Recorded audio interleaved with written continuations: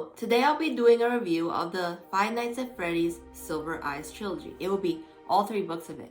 So, we'll start off with this book right here, which of course you know is Silver Eyes, which is the start of the trilogy. Why I say trilogy is because there is 3 books in it, and then the last one ends it, of course, and then it's like kind of a conclusion to a story. And so I'm gonna start with book 1.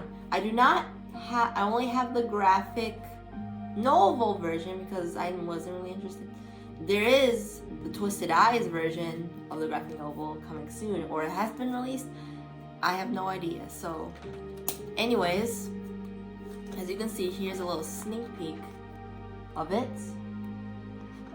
The characters look really cool, you know, basically like a comic but graphic novel. So the cover right now looks really good. Of course, you got Charlie as the main character, and then Sarais, and then the animatronics in the background looking at her, like in the pizzeria. So I'll give out the background information on the back of the book, because every book has a background information, but I am not gonna spoil anything, because if people are into Five Nights at Freddy's and they still haven't read these books, I highly recommend them because they're really good. But anyways, here's the background information.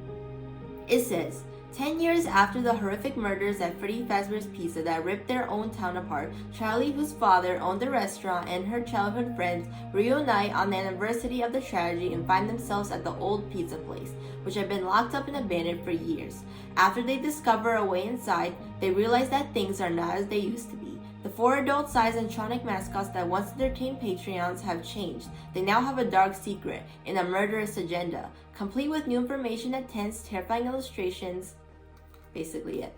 So my review on this book is it's really good. I like horror, so obviously these books are a must-have if you're a horror fan and are a Five Nights at Freddy's fan.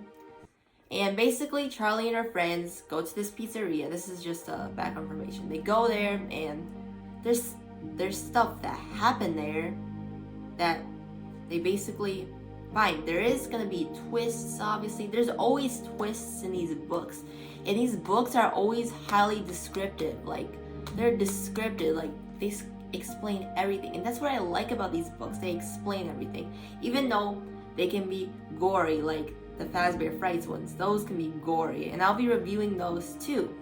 So here's more background. Here's a little sneak peek right there. Ah, yeah, sneak peeks. Love sneak peeks. All right, let's get on to the sequel, which is the Twisted Ones, and I'll be reading also this background information. It's been a year since the horrific events at Freddy Fazbear's Pizza, and Charlie is just trying to move on. Even with the excitement of a new school and a fresh new start, she's still haunted by nightmares of a mass murderer. Oh, I kind of spoiled that. So you'll see something that happens in Silver Eyes. So you'll see something there.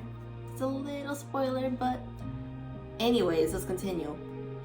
She's still haunted by nightmares of a masked murderer and 4 gruesome animatronic puppets. Charlie thinks her orderly is over, but when a series of bodies is discovered near her school, bearing wounds that are disturbingly familiar, she finds herself drawn back into the world of her father's frightening creations. So, this book right here, I'm gonna explain. Like, I like the cover. It looks really good. And yeah, this is one of the animatronics that are in the book. So basically, you know, she's in her school, you know, she makes animatronics. She's into this type of technology and stuff. So she isn't, and then they start finding bodies. And I'll tell you this, it is once again descriptive. So if you're not into gory stuff, don't read these books. But if you are and are fine with it, I highly recommend these books, because if you're so into it like me, I am, then you'll like this. You'll like this, okay? But this is the Twisted Ones, and it's just a sequel to it. And then now this book right here, The Fourth Closet, has so many twists in it. I can't explain how many twists there are. Like, and this book is almost 400 pages, so but it's worth it. If you're into reading and you just like this franchise altogether, highly recommend it. So this is the background story of this. What really happened to Charlie? It's the question that John can't seem to shake. Along with the nightmares of Charlie's seemingly death and miraculous reappearance, John just wants to forget the whole terrifying saga of Freddy Fazbear's Pizza, but the past isn't so easily buried. Meanwhile, there's a new animatronic pizzeria opening in Hurricane, along with a new rash of kidnappings that feel all too familiar. Bound together by their childhood loss, John reluctantly teams up with Jessica, Marla, and Carlton to solve the case and find the missing children. Along the way, they'll unravel the twisted mystery of what really happened to Charlie. There's another twist. What happened to Charlie? You'll see that in book 2, which is the twisted ones. You'll find out what happened to her and stuff, and then this book will give a conclusion to that, and you'll see what happened to Charlie in this book and who her imposter is. So, altogether, highly recommend this trilogy if you're into Five Nights at Freddy's. These are so good.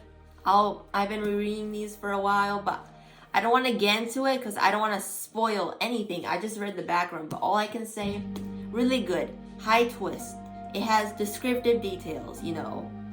If you're not into that, that's fine, but if you still want to read these books, good, because and if you're a reader, read these books if you're into horror though. But if you're not into horror, don't read these books because it's a lot of horror genre. Anyways, I hope you enjoyed this review, and I will be reviewing each book of Fazbear Frights. I think I have 5 of them right now. There's a 6th one. I think it's released right now, or it's not. I have to get it and read it. I still haven't finished the last story of the 5th one, but I'll be reviewing those. So thank you. These are highly recommended if you're into horror. But anyways, thank you for watching, and I'll see you next time.